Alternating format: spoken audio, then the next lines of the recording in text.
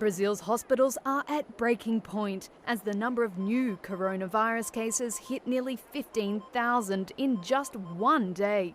It's now got the world's third highest number of infections, and that distinction may pile pressure on leader Jair Bolsonaro.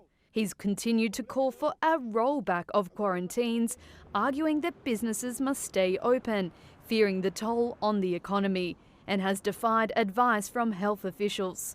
He's fired one health minister and the second one quit after just weeks in the job. Sao Paulo's governor, João Doria, has again raised his voice, calling for urgent action.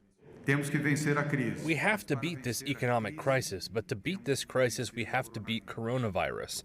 I repeat, the enemy of the economy is not quarantine, it is the pandemic. Meanwhile, on the streets, some people are out as normal, exercising right outside makeshift hospitals, including Rio de Janeiro's iconic Maracana Stadium.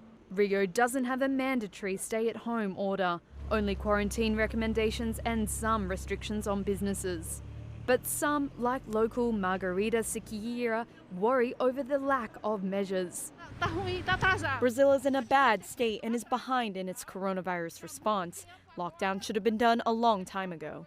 The health crisis is being felt not just in capital cities, but is also spreading fast among indigenous people in the furthest reaches of the Amazon. Critical patients are now being airlifted out of remote areas to the only intensive care units in the vast state of Amazonas. Dr. Edson Santos Rodriguez explains. Cases are going up inside the Amazon. We have brought in up to 4 to 8 coronavirus patients per day.